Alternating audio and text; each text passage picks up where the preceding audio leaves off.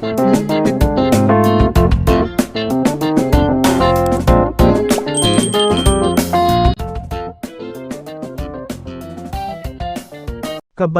41.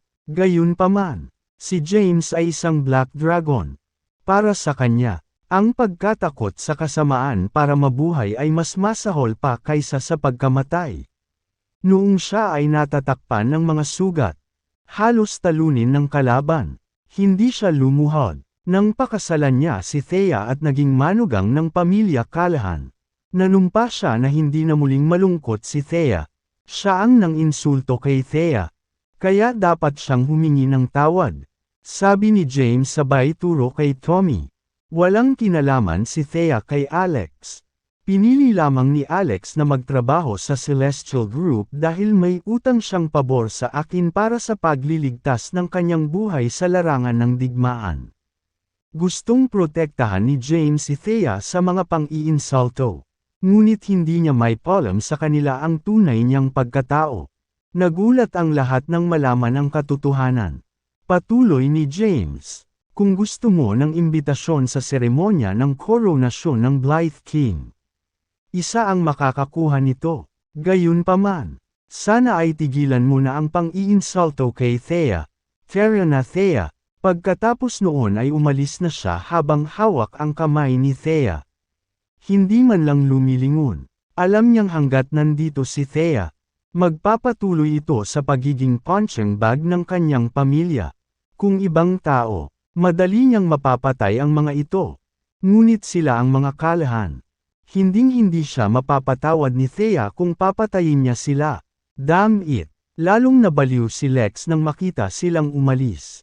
Hindi pa tapos ang family meeting at aalis na sila. Sino sa tingin nila ako? Binabawi ko ang 5% ng shares ni Benjamin. Iyon ang gusto niyang gawin noon pa man. Kaya lang wala siya. Pagkakataon. Ngayon, binawi na lang niya ang bahagi ng shares ni Benjamin dahil kailangan pa niyang umasa kay Thea. Kung talagang itataboy nila si Thea sa pamilya once and for all, tuluyan na nilang mawawala ang business opportunity nila sa Celestial Group. Kumukulo sa galit si Gladys. Iyan ay 10 milyong dolyar. How she wished she could skin James alive. Kahit ngayon, patay na tahimik si Benjamin. Tuwang-tuwa sina Howard, Tommy, at Megan dahil umaasa silang babawiin ni Lex ang lahat ng shares ni Benjamin. Kaya inihayag na niya ito. Tama na yan. Hayaan ang pagpupulong magsisimula. Ngayon, pag-usapan natin kung paano makakuha ng imbitasyon para manood ng succession ceremony. Wika ni Lex. Nagsimulang mag-usap ang mga Callahan. Walang nagseryoso sa sinabi ni James tungkol sa pagtanggap niya sa kanila ng imbitasyon. Hindi sila naniniwala na ang isang veterano ng militar ay may ganoong impluwensya sa isang tulad ni Alex upang makakuha sila ng upuan sa seremonya. Lalo na noong nasuklian na ni Alex ang kanyang kabaitan. Nagsalita ang isa sa kanila. Well, hindi ba Oswald ang boyfriend ni Megan? Ang Oswalds ay kasing lakas ng The Great Fu. Dapat nating hayaan si Coulson na makakuha ng isang imbitasyon mula sa kanyang ulo ng pamilya. Nang marinig iyon, nagliwanag si Megan sa pagmamalaki ng hili niya ang isang gwapong lalaki na nakaupo sa tabi niya. Tumingin din si Lex sa lalaki. Ngumiti ng malawak.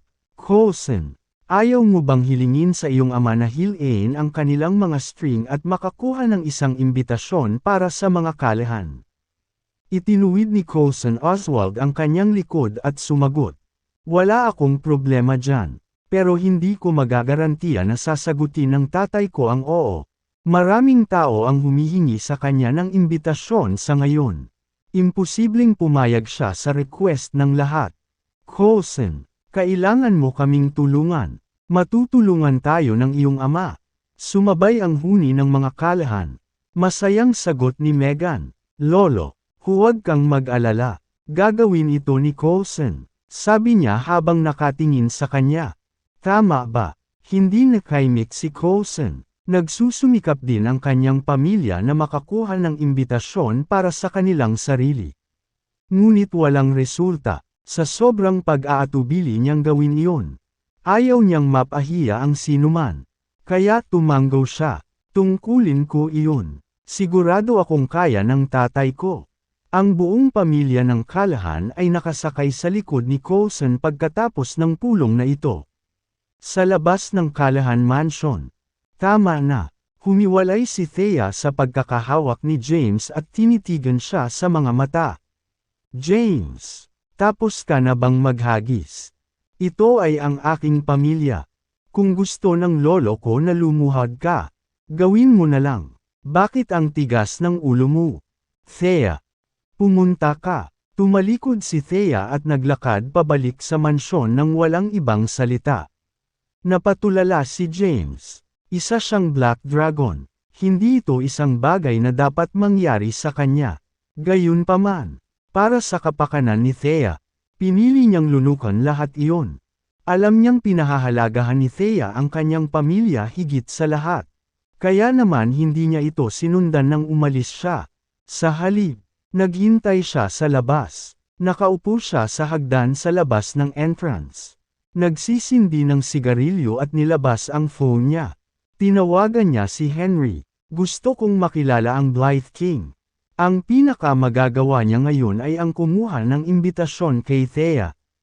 Sa pamamagitan lamang ng paggawa nito ay nakakatulong siya sa itaas ang katayuan sa lipunan ng mga Callahan at maging masaya si Thea. Maya-maya, tumawag ulit si Henry. James, tapos na ang appointment. Gusto mo ng Blythe King na makilala ka ng personal. Kaya sasabihin mo kung kailan. Gabi, Central Garden. Sure, tatawagan ko siya kaagad. Pagkatapos ng tawag, naghintay si James sa labas ng mansyon habang nagpatuloy ang family meeting ng isa pang oras. Nang makalabas ng mansyon ang mag-asawang Callahan pagkatapos ng meeting ay sumunod na rin ang pamilya ni Thea. Halatang galit silang lahat. Patuloy na pinapuna ni Gladys si James na dapat na raw siyang hiwalayan ni Thea. Sa kanila, si David ang pinakamagalit dahil siya ang nagkumpirmang tagapagmana ng mga bahagi ng kanyang ama. Ang kabiguan ni James ay hindi sa kanila ng bahagi ng kanilang mga bahagi. Na 10 milyong nawala para kay David. Mahusay na trabaho. Tao, binigyan siya ni David ng nakakamatay na titig. Ayan yun. Wag mo nang sisihin si James. Ginawa niya lang ito para protektahan ako. Natahimik si Thea. Naawa siya sa pananakit kay James kanina dahil nakatalikod lang siya sa kanya. Ngumiti si James pabalik sa kanya. Ayos lang. Thea, bibigyan kita ng imbitasyon at respeto mula sa pamilya mo. Walang bumili ng kanyang mga salita. Kung mangyari ulit ito, mamamatay ka. Sinigawan siya ni Gladys sa huling pagkakataon bago siya umalis. Pagka-uwi nila, halos hindi pinansin si James. Kaya naman, pumunta siya sa sahig para sa isa pang sigarilyong pumasok si Benjamin. Sinusubukang aliwin siya. James, huwag mo naman sanang isa puso. Masasanay ka rin sa huli. Hindi sumagot si James sa kanyang biyenan. Hindi niya kayang igalang ang isang taong kasing duwag niya. Nang makuha ang signal, tumahimik si Benjamin. Ginugol ni James ang buong umaga sa paglilinis at pagluluto sa paligid ng bahay. Hindi niya pinansin ang pagtingin sa kanya ng mga Callahan dahil ang inaalala niya ay si Thea. Sa gabi, humanap ng dahilan si James para lumabas. Central Garden, downtown. 2 lalaki ang nakaupo sa ilalim ng gazebo. Ikaw ang pumatay kay Trent. Oo, hindi umiwas si James sa mga tanong ng Blythe King. At nagpatuloy sa, karapat-dapat siya, at gayon din ang kanyang pamilya. Sumimangot ang Blythe King at iniba ang topic. Para saan ba kayo nakikipagkita sa akin? Walang major. Gusto ng mga Callahan ng imbitasyon sa seremonya ng paghalili mo. Kumuha ka ng magpapadala sa kanila. Nang matapos ay tumayo si James at naglakad palayo. Kahit na siya ay nasa parehong antas ng Blythe King James ay hindi siya sineryoso. Ganoon din ang 4 na iba pang commanders-in-chief. Maghintay ka. Pinigilan siya ng Blythe King na umalis. Ha! Tumingin sa likod si James. May iba pa ba? Si Trent ang nasasakupan ko. Medyo nagalit ang Blythe King. Hindi man lang siya binigyan ng dahilan ng pumatay sa kanyang dating kampan kung bakit siya pinatay. E ano ngayon? Wala lang pakialam si James. Minsan ipaliwanag kung bakit. Sabi ko naman sayo, he deserved it. At saka, hindi ako nagmamakaawa sa iyo para sa isang imbitasyon. Pwede mong piliin na huwag bigyan ako ng isa. Umalis si James. Isang lalaki ang lumabas sa dilim pagkatapos mawala si James sa paningin. Wala talaga siyang pakialam sayo. Tinuwanan ito ng Blythe King. At sinabing, ganyan siya, hindi siya kikilos ng iba kahit na dumating si Jesus sa lupa. Hayaan mo na ito. Karapat-dapat si Trent sa kanyang kamatayan. Ikaw, maghatid ng imbitasyon sa mga kalahan. Ang lalaki ay nakaramdam ng pag-aatubili at nagtanong, Sir, pinapaalis mo siya ng ganito? Sumagot ang Blythe King, ano pa ang magagawa ko? Patayin siya. Iniabot niya ang kanyang resignation letter ngunit hindi pa ito naaprubahan. Dagdag pa, siya ay isang Black Dragon. Ang general ng Black Dragon Army. Kahit na ang kanyang oras sa kanyang post ay ang pinakamataas. Ang kanyang hukbo ay sa ngayon ang pinakamalakas sa iba pang 4 na hukbo. Malaki rin ang tingin sa kanya ng mga nakatataas. Ako na ang maghahatid ng imbitasyon. Hindi na nagsalita pa ang lalaki. Napabuntong hininga ang Blythe King. Ang muling pagsasaayos na ito ay nagtulak muli sa 5 rehiyon sa gitna ng war zone. Sa orihinal, ang Blythe King ay hindi ang itinalaga ng mga nakatataas upang hawakan ang muling pagsasaayos nito. Nangyari lamang ito dahil naramdaman ng Black Dragon ang paparating na bagyo at matalinong nag-apply para sa kanyang pagbibitiw bago magsimula ang lahat. Sa labas ng Callahan Mansion, huminto ang isang jeep sa pasukan. Naghatid ng ilang lalaking nakauniporme ng militar. Naglakad sila papunta sa front door ng mansion at kumatok ng ilang beses. Nang makita ang mga sundalo sa kanyang pintuan mula sa pagbabantay, nagpasya si Lex na batiin sila mismo. Mga general, maaari ba akong tumulong sa inyo? Na-trauma pa rin siya sa nangyari kay Trent. Kaya naman nilapitan niya ang mga lalaki na may matinding pag-iingat. Ang isa sa kanila ay nag-abot ng isang maselang inihandang sobre sa kanya. Na nagpapahayag, ang imbitasyon sa seremonya ng paghalili ng Blythe King. Napailing si Lex sa kaibuturan. Isang imbitasyon. Lex, magaling ang apo mo. Umalis ang lalaki matapos iwanan ang papuri nito. Nakatulala pa rin. Si Lex ang humawak sa imbitasyon sa pagkamangha. Anong problema, Lolo? Lumabas si Megan sa pinto. Sa wakas ay bumalik si Lex sa realidad. Ang Western Border Patrol. Nagpapadala sila sa amin ng imbitasyon. Ano? Mabilis yan. Sabi ko na nga ba? Kailangan lang nating gawin ay umasa kay Coulson. Tingnan mo, may imbitasyon tayo ngayon at wala pang isang araw. Ito ay lahat salamat sa Oswalds na humila ng ilang mga string sa Western Border nagpapatrol. Lumabas din si Coulson. Nagtanong, Megan, ano ang magandang balita? Mahal, maraming salamat. Binigyan siya ni Megan ng isang halik sa pisngi. Binigyan kami ng imbitasyon ng pamilya mo. Namangha si Coulson nang hindi masabi. Ang aking pamilya. Sinabi niya sa kanyang ama ang tungkol dito. Ngunit ang kanyang ama ay isang pusa sa mainit na mga brief tungkol sa pagkuha ng kanyang awi pamilya ng isang imbitasyon. Nagpadala siya ng napakaraming mahalagang regalo sa lahat ng malalaking shot na iyon bago siya makakuha ng isa para sa kanyang sarili. Ngunit nakakuha siya ng imbitasyon sa mga kalahan. Nataranta, pilit pa rin ngumiti si Coulson. Hindi ito isang mahirap na gawain para sa mga Oswalds. Salamat, Coulson. Maraming salamat. Ikaw ang pinakamagaling na lalaki. Nakangiti si Lex hanggang tenga. Mayroon siyang ilang mga apo. Ngunit alam niya na ito ay dapat na trabaho ni Coulson dahil ang mga Oswalds ay ang pinakamaimpluwensyang sa lahat ng iba pang mga pamilya. Ikaw ay isang kaloob ng Diyos. Pumasok ka. Maghahanda ako ng napakalaking regalo para sa iyo at sa iyong ama. Bilang tanda ng pasasalamat sa ginawa mong napakalaking pabor sa amin. Umuwi si James. Bago pa siya makalabas ng elevator ay tumunog ang kanyang phone. Si Henry iyon. James. Balita mula sa Blythe King. Ipinadala niya ang kanyang mga tauhan upang ihatid sa mga kalahan ang kanilang imbitasyon. Sige, nakuha ko. Binaba ni James ang tawag. Kumatok siya sa pinto at sinalubong siya ni Alyssa Myers. Ang asawa ni David. Pathetic loser. Hindi ka pa ba nahihiya, umuwi ka pa? Nilampasan siya ni James. Papasok sa bahay. Nang makita niya si Thea sa couch. Sumili ang ngiti sa mukha niya. Thea, nakakuha na ako ng mga tao para magpadala sa amin ng imbitasyon. Thea was in disbelief. As she asked, yung mga lalaking galing sa Western Border Patrol.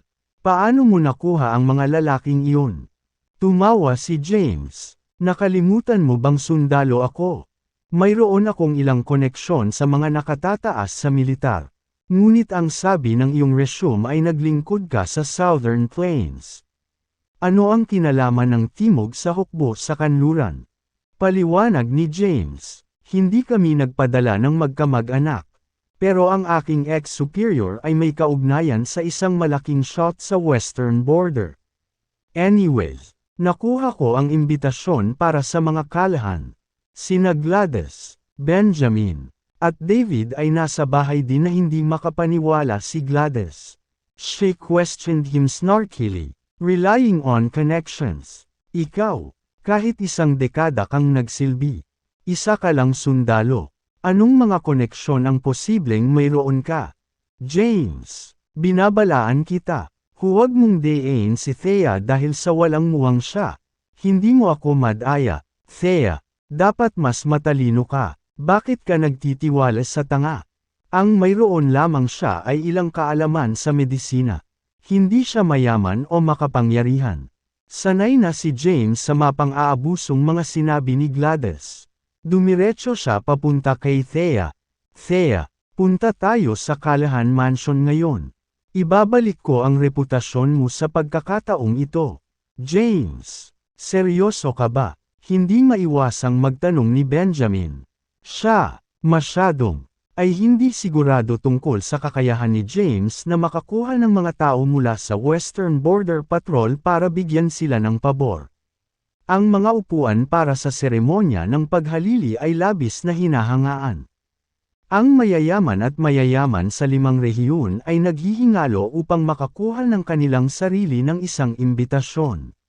Dad, binibili mo ba ang mga salita ng lalaking ito? Napangisi si David. Galit na galit siya kay James.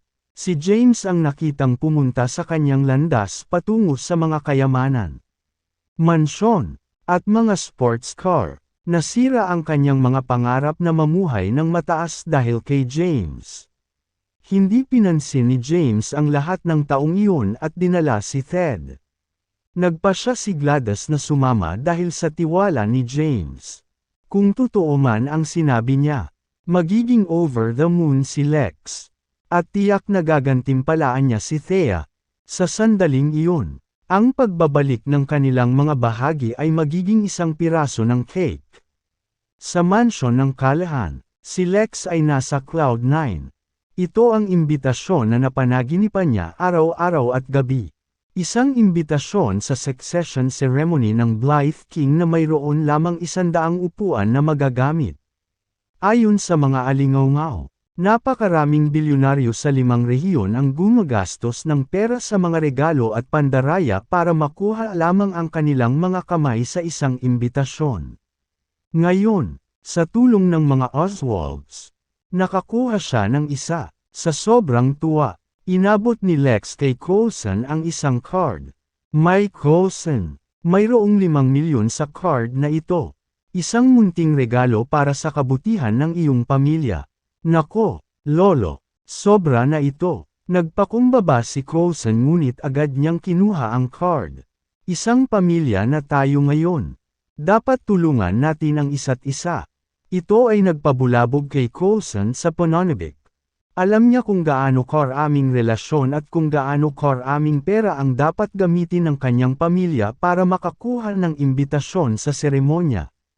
Ang imbitasyong ito ay wala dito dahil sa mga Oswalds. Ibig sabihin ay binigyan siya ni Lex ng 5 milyon ng walang dahilan. Na malugod niyang tinanggap. Paano niya posibleng tanggapin ang libreng pera? Ang mga Oswalds ay ang pinakamaganda. Iyon ay walang sinasabi. Ang kanilang negosyo, ang Grandier Pharmaceuticals, ay isa sa pinakamalaki sa Kensington. Ang ama ni Coulson na si Stefan Oswald ay isang social butterfly. Marami siyang koneksyon. Salamat sa Diyos kasama namin si Coulson. Kung hindi kami makakatanggap ng imbitasyon. Nakuha ni Meghan ang kanyang sarili ng tamang kasintahan. Tingnan mo kung paano niya tinutulungan ang pamilya niya. Ang mga kalahan ay nambobola kay Coulson, na halos ginagawa siyang trippy. Maliit na kontribusyon lang. Just when everybody was bathing in the celebratory mood over getting an invitation. James and Thea entered the house, followed by Gladys, Benjamin, David, and Alisa. Ang kanilang presensya ay nagpapababa ng kapaligiran. Tumayo si Meghan. Medyo naabala. Anong ginagawa mo dito? Tumawag si Thea. Meghan. Sis, tumili si Meghan. Nasinisigawan siya. Huwag mo akong ituring na pamilya mo. Nasira ang kahanga-hangang kalooban ni Lex nang makita ang pamilya ni Thea sa kanyang mansyon. Lalo na nang makita niya si James. Ang mayabang na manugang na ito na naglakas loob na bastyusan siya. Hindi man lang siya galing sa bloodline niya. Umalis ka. Tinuro niya ang labasan. Lolo. Hiniling ni James sa kanyang mga kaibigan mula sa militar ang Western Border Patrol na nagpapadala sa amin ng isang imbitasyon. Lumapit ako para siguraduhin kung natanggap na natin. Ang mga mata ng lahat ay kay Lex. Naghihintay na panuurin kung paano siya tumugon. Bago pa man makapagsalita si Lex, kinausap siya ni Tommy. Sinasabi mo bang pinadalhan kami ni James ng imbitasyon ng Western Border Patrol? Seryoso ka rin ba? Ito ay malinaw na tinutulungan tayo ng mga Oswalds. At si Coulson ang nagpatupad ng lahat ng ito. Tama siya, nginisya ni Meghan si James. Paano ang isang maliit na sundalo na tulad mo ay konektado sa mga executive sa Western Border Patrol? Dumating ka lang para kumuha ng credit kapag narito na ang imbitasyon. Napakawalandiya mo. Walang sinabi si James sa mga panlalait. Nakatitig lang siya kay Coulson na nakaupo. Sopa. Naka-cross-legged. Sinaman siya ng tingin ni Coulson. Sumisigaw. Anong tinitingin-tingin mo? PP***. Nakakahiya ka. Bakit hindi na lang niya kilala ang mga Oswalds at ihinto ang pagnanakaw ng kanilang kredito sa pagkuha sa amin ng imbitasyon? Napaka-loser niya. Oo, kung wala si Coulson para ipagtanggol ang mga Oswalds, makukuha na niya ang gusto niya. Ang mga kalahan ay nagbiro ng mga masasamang komento tungkol kay James. Nang hindi nalilimutang iangat si Coulson sa parehong oras. Hindi na kinaya ni Gladys ang mga batikos. She smacked James on his head and demanded, "Tanga ka, pinapahiya mo na naman kami. Ano pa ang hinihintay mo? Umalis ngayon." Napuno na naman ng kalungkutan si Thea. Akala niya ay talagang tutulungan siya ni James na mapabilib ang kanyang lolo. Gayunpaman, dumating lamang siya upang makuha ang trabaho ng mga Oswalds pagkatapos makita ang Western Border Patrol na nagpapadala sa kanila ng kanilang imbitasyon. James, sobrang disappointed ako sayo. Tumakbo siya palabas ng mansyon na umiiyak. Thea, sinundan siya ni Gladys palabas. Hindi rin nakayanan ni David at ng iba pa na nananatili. Nagmamadali silang umalis. Tumingin si James sa mga kalahan at sumilay sa isang malungkot na ngiti. Ha! Kailangan mo talagang tingnan ang sarili mo sa salamin. Mabuti. Ang mga Oswalds iyon. Tama ba? Tingnan natin kung paano ka dadalo sa seremonya bukas. Tumalikod siya at umalis pagkatapos sabihin iyon sa labas ng mansyon ng kalahan. Kinuha niya ang kanyang telepono at tinawagan si Henry. Sabihin ang Blythe King na iwasan ang imbitasyon na ipinadala niya sa mga kalahan. Hindi alam ni Henry kung ano ang ginagawa ni James. Ngunit ginawa niya ang sinabi sa kanya at ipinaalam sa Blythe King ang tungkol dito. Ang gusto lang ni James ay mapasaya si Thea. Humingi siya ng imbitasyon sa Blythe King. Ngunit hindi niya inaasahan na may ibang tao na kukuha ng kredito para dito at maging sanhi ng hindi pagkakaunawaan ni Thea sa sitwasyon. Hinabol niya ito nang matapos ang tawag nila ni Henry. Thea, naabutan siya nito at hinawakan ang braso niya. Hindi ako nagsisinungaling sa iyo. Sinubukan niyang ipaliwanag. May nagpadala ako ng imbitasyon na iyon. Ngunit hindi ko inaasahan na makukuha nila ang kredito para dito. Sinusubukan mo pa ring magnakaw ng credit. Wala kang silbi. Bulalas ni Gladys. Hindi pa ba tayo napahiya? Sis, retiradong sundalo lang siya, sabi ni David kay Thea. Walang paraan na kaya niya gaya ng sinasabi niya. Hiwalayan mo na lang siya. Tama na, James, sabi ni Thea. Namumuo ang mga luha sa gilid ng kanyang mga mata. Ako ay nagpapasalamat sa kung gaano mo ako pinakitunguhan. At ako ay nagpapasalamat magpakailanman na pinagaling mo ako. Pero ayokong makita ka ngayon. Please umalis ka na. With that, tumalikod siya. Humihikbi habang tumatakbo. Nagpanik si James. Hindi pa niya naramdaman ang pagiging walang magawa. Kahit na humarap siya sa libo-libong tropa ng kaaway. Walang kwenta laot. Wala man lang magawa ng tama. Muling pagmumura ni Gladys sa kanya. Tumayo si James at pinanood ang pag-alis ng mga kalahan. Pagkatapos ay huminga ng malalim. Hinabol niya ang mga ito hanggang sa kanilang tahanan ngunit bawal siyang pumasok. Nang walang ibang pagpipilian, pinili niyang umalis. Nagpasya siyang ipaliwanag kung ano ang nangyari kay Thea nang kumalma na ito. Pumunta siya sa klinik ni Henry. James, ano ang nagdala sa iyo dito? Tanong ni Henry pagpasok niya sa building. Pero napatigil siya nang mapansin niya ang ekspresyon ng mukha ni James. Walang salita na hinagisan siya ni Henry ng sigarilyo. Galit na galit si James. Gusto niyang pasayahin si Thea.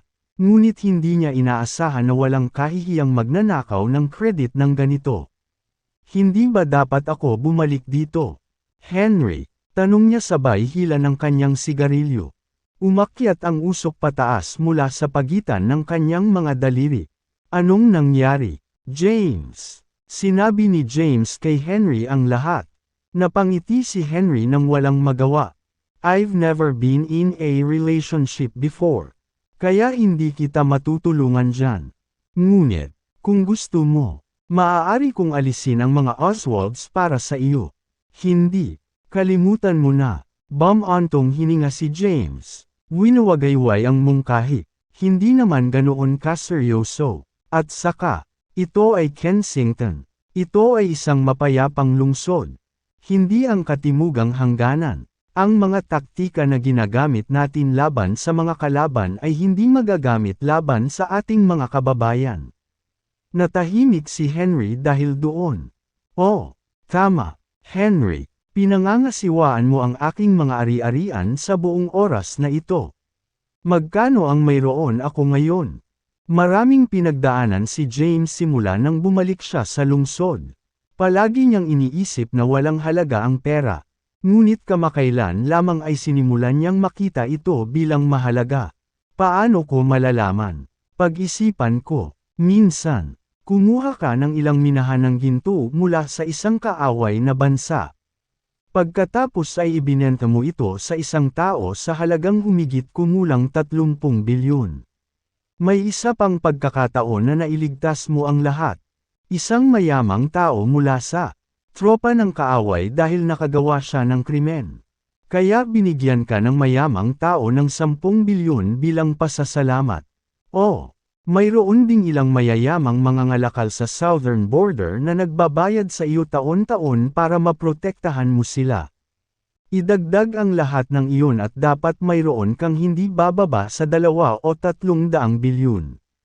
Ganon ba ako kay Amon? Gulat na sabi ni James. Dati ay hindi niya inaalala ang mga bagay na ito. Ngunit laking gulat niya nang malaman niya kung magkano talaga ang mayroon siya ngayon. Nagsimula na siyang magmalasakit sa pera. Ikaw ang Black Dragon Commander ng Southern Border, James. Ang Timog ay ang pinakamagulo. Ngunit ito rin ang pinakamalaking hangganan upang yumaman. Mayroon kang hindi mabilang na mga ari-arian. Hindi ka lang nag-abala na subukang makuha ang mga ito. Kung hindi, ikaw na ang pinakamayamang tao sa mundo ngayon. Mukhang ang tanga ko noon. Ungol ni James. Bakit bigla kang nag-aalala sa pera? Boss, nasa iyo ang Black Dragon card na iginawad sa iyo ng mga nakatataas. Mayroong maraming bilyon doon. Sa lahat ng mga account, hindi ka dapat magkukulang sa pera. Sinabi ni Thea na nagtatago ako ng pera sa kanya at kinuha ko. Sinabi niyang hahawakan niya ito bilang pondo para sa ating mga anak. Napangiti si James sa subconsciously sa pagbanggit kay Thea. Henry, bilhin ang bagong itinayong trade center sa Kensington. Ano? Gulat na tinitigan ni Henry si James. Ang Trade City Center ay isang bagong itinayong komersyal na lungsod. Sa loob nito, mayroong higit sa 50 mga gusali na may taas na 50 palapag. Pati na rin ang isang night market, isang pedestrian zone, at isang anti-gang kalye, kalahati. Ang sentro ng lungsod ay kumpleto. Ito ay isang magkasanib na pagsisikap mula sa kanilang mga real estate tycoon upang gawin itong pinakadakilang komersyal na lungsod sa bansa. Ano? Wala ba tayong sapat na pera? Pagkatapos ay gamitin ang aming mga koneksyon para magawa iyon. Tinitigan ni Henry si James. Ano bang balak mo, boss? Hindi niya maiwasang magtanong. We have around 200 billion if we added our funds together. Pero alam mo ba kung gaano kalaki iyong commercial city? Basta ang lupang pinagtatayuan nito ay sulit na ang halaga. Narinig ko ang mga real estate tycoon na namuhunan ng humigit kumulang 500 bilyon sa lugar. Kinailangan sila ng 5 taon bago matapos ang konstruksyon. Walang pakialam si James sa mga detalye. Sabihin mo lang sa akin kung magkano ang magagastos.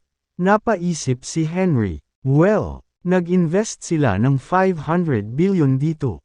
Kahit nasa pinakamababang presyo ay hindi sila kumikita. Kailangan natin ng hindi bababa sa 600 bilyon. Bilhin ito, kung hindi sapat, kundi ang natitirang 600 bilyon mula sa mayayaman sa southern border sa lalong madaling panahon. Kunin mo na lang ako sa Trade City Center. Hindi yun maliit na halaga. Baka kailangan kong maglakbay sa southern border mismo. Pumunta ka, kumaway si James. Samantala, sa tahanan ng mga kalahan. Bakit ka pa nag-aalangan? Thea, hiwalayan mo na lang si James.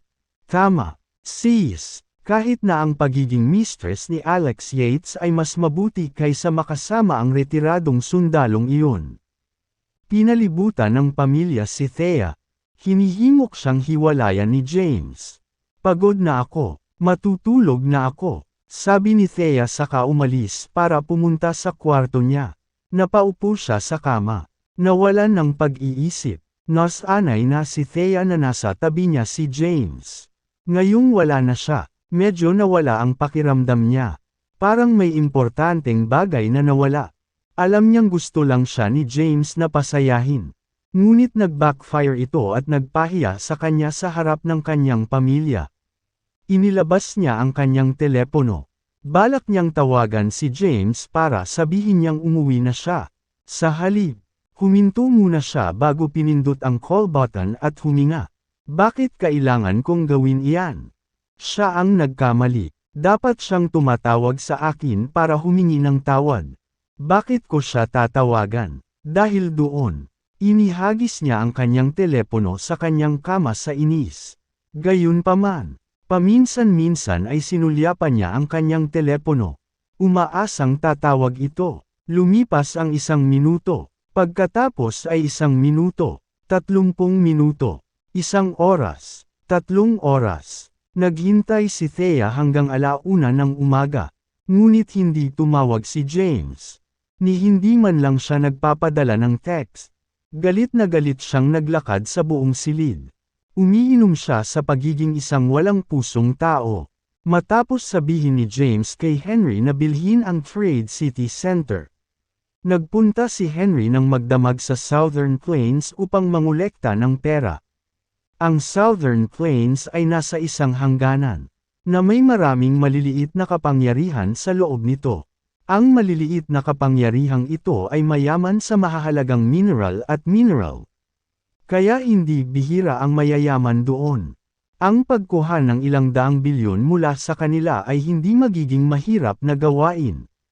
Ang layunin ng pagbabalik ni James ay para sa parehong pasasalamat at paghihiganti.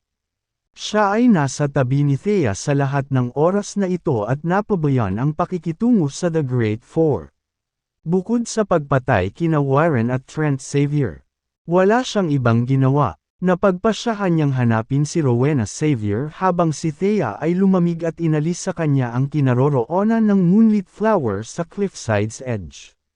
Sa natitirang villa ng mga Xavier, madaling araw na, kaya patayin ang ilaw ng villa. Sa labas ng gusali, lumitaw ang isang silhouette. Ang tao ay nakasuot ng itim na kapote at isang itim na maskara ng multo, na natutunaw sa mga anino na parang isang aparisyon.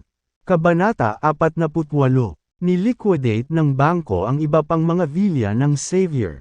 At ngayon karamihan sa kanila ay alinman sa mga walang tirahan o umuupa ng mga bahay na tirahan. Ang natitirang villa ay personal na ari-arian ni Rowena Xavier.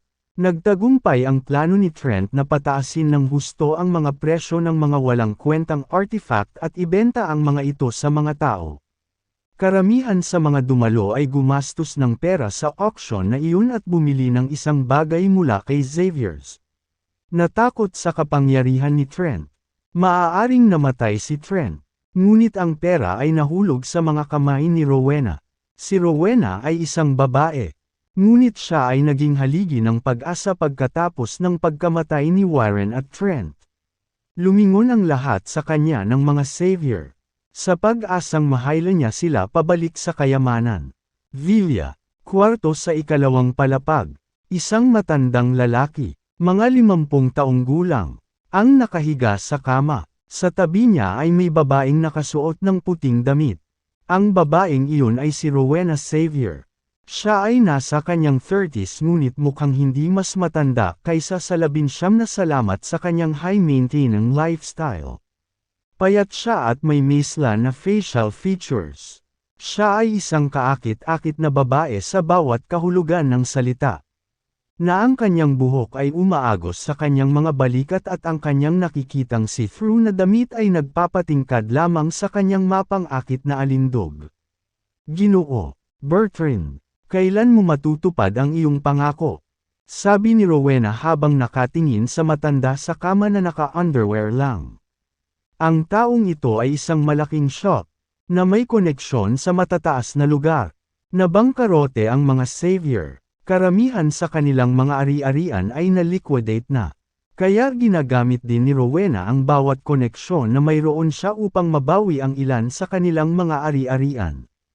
Napatingin si Charles sa napakarilag na si Rowena at ngumiti. Huwag kang mag-alala. Lagi kong tinutupad ang aking salita. Tulad ng alam mo, ginamit ni Alex Yates ang mga tamang channel para mabangkarote ka. Kailangan kong kayanin ang bawat aspeto niyan. Lumapit si Rowena sa kanya at yamakap sa mga bisig ni Charles. Binigyan kita ng hindi bababa sa 5 milyon. Mr. Bertrand, sabi niya na may pagkukunwari. Matagal na, bigyan mo ako ng tumpak na time frame. Malapit na, malapit na. Sa loob ng ilang araw, si Charles ay nakangiti sa kanya. Ngunit siya ay lihim na nandidiri. Stupid woman, naisip niya, bumagsak ang pamilya mo. Patay na si Trent. Walang paraan na makakabalik ang Xavier sa pagiging isa sa The Great Four. Matagal ko nang naubos ang perang binigay mo sa akin. Akala mo ba magpapatawa ako sa'yo kung hindi dahil sa pera? Huwag kang mag-alala, Mr. Bertrand. Makukuha mo ang iyong bahagi kapag naayos ko na ang pananalapi ng aking pamilya. Magiging sayo rin ako. Bang! Maya-maya lang ay bumukas ang pinto ng kwarto. Sino pumunta dun?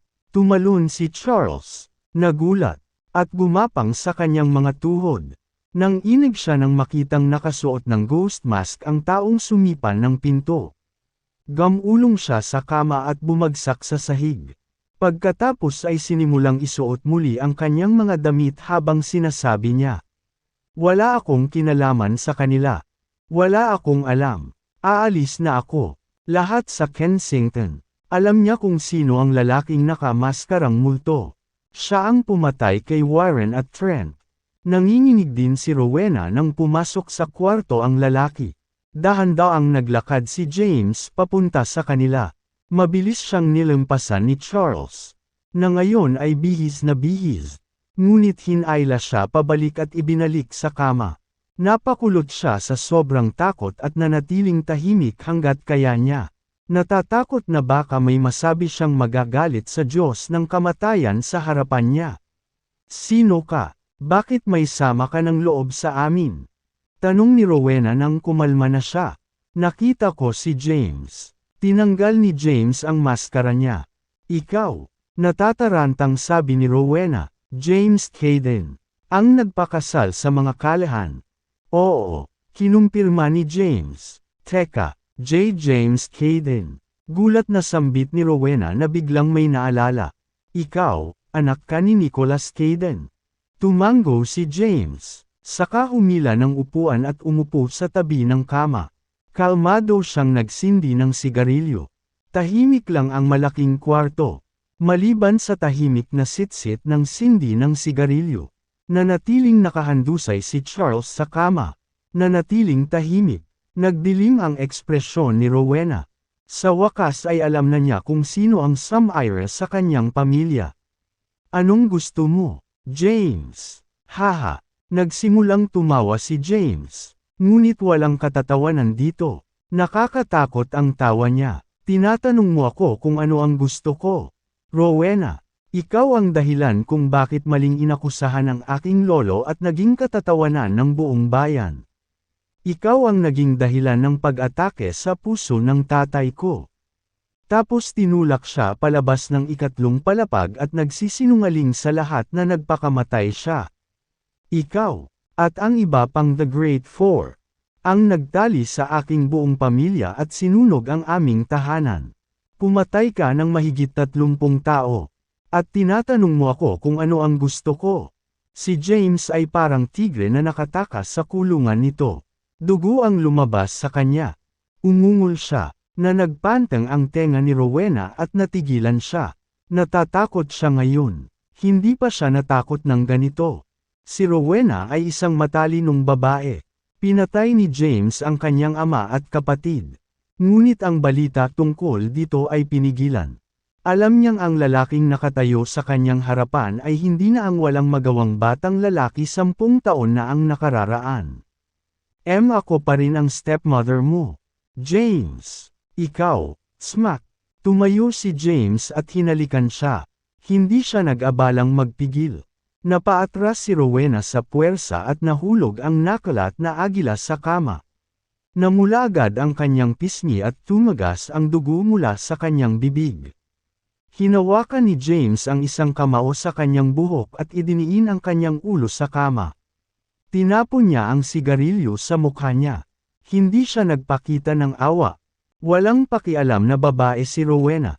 Naalala niya kung gaano kaagrabyado ang kanyang lolo bago siya pumanaw. Naalala niya ang hitsura ng kanyang ama nang mahulog ito mula sa ikatlong palapag. Hinding-hindi niya makakalimutan ang alaala ng pagmasdan ang kanyang mga mahal sa buhay na nasusunog. Napasigaw si Rowena sa sakit. Nahulog si Charles sa kama sa takot. Napayuko siya sa pader. Hindi man lang naglakas loob na huminga ng malakas. Rowena Xavier, naisip mo ba na darating ang iyong pagtutuos kapag sinira mo ang aking pamilya? Kailangan mong mamatay, Rowena Xavier, para lahat ng 38 miyembro ng aking pamilya sa wakas ay maipapahinga na. Pasensya na, James. Ako talaga, sinira mo ang pamilya ko. Pakawalan mo na ako. Sa ngayon, hindi na si Rowena ang marangal at matikas na babae. Siya ay humingi ng awan ng walang kahihiyan. Itinapon ang lahat ng dignidad sa isang tabi. Naglabas si James ng switchblade. Chic. Brutal na hiniwa ni James ang mukha ni Rowena.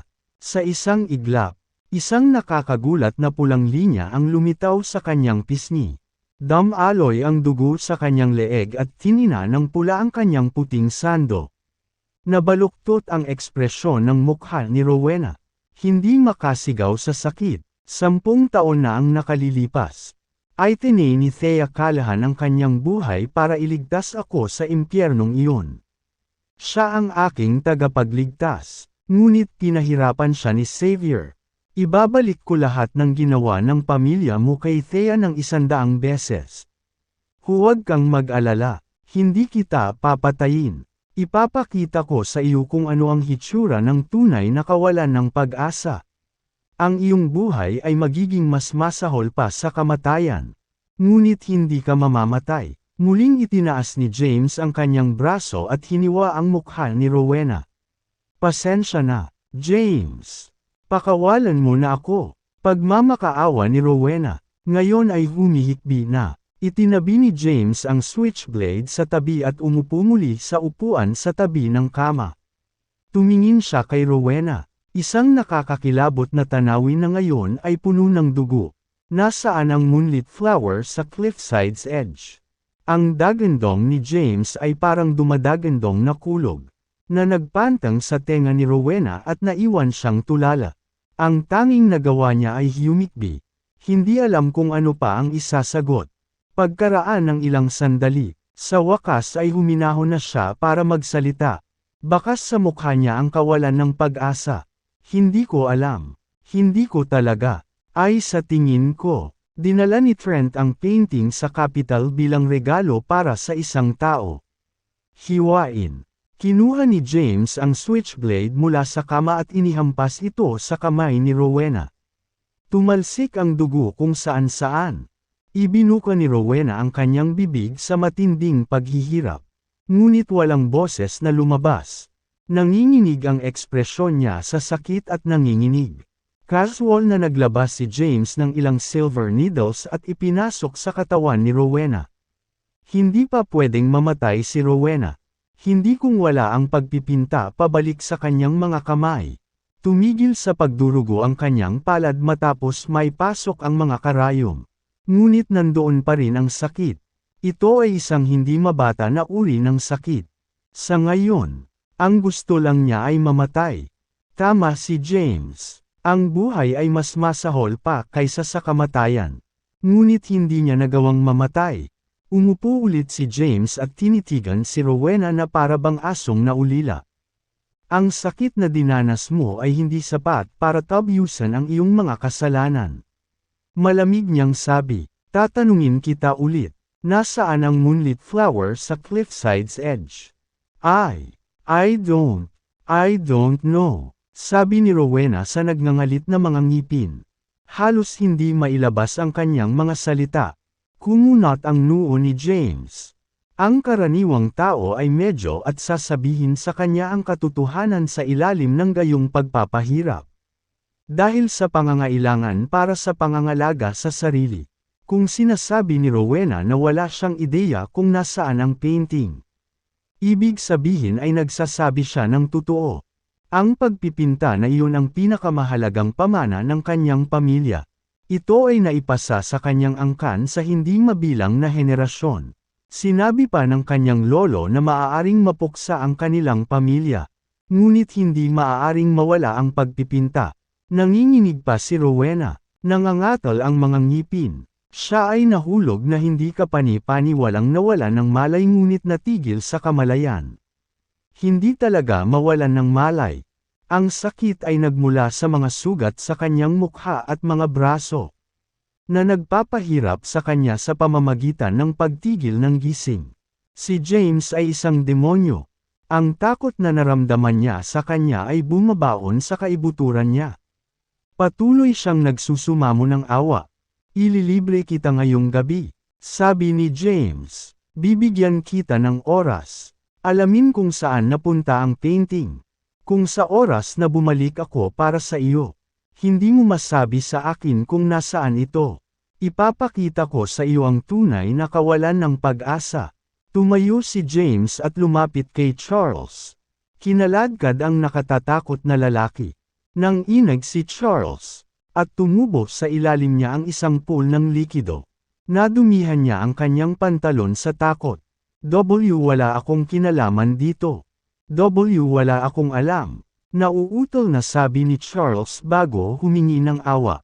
Wala kang nakita. Wala kang narinig. If even a word of what happened tonight gets out, well, you know the consequences. Malamig na sabi ni James. Ngunit alam niya kung sino ang nararapat sa kanyang galit. Charles. Walang ginawa sa kanya. Hindi niya siya papatayin. Ibinalik ni James ang tingin kay Rowena na payapang nakahiga sa kama. Sigurado akong curious ka kung sino ako. Wala akong pakialam na sabihin sa'yo. Ako ang Black Dragon ng Southern Plains. Commander ng Black Dragon Army. Kalimutan mo na si Trent Xavier. Kaya kung patayin ang Blythe King kung gugustuhin ko. With that, may one ka. Sinabihan niya si Rowena na dagdagan ang pressure.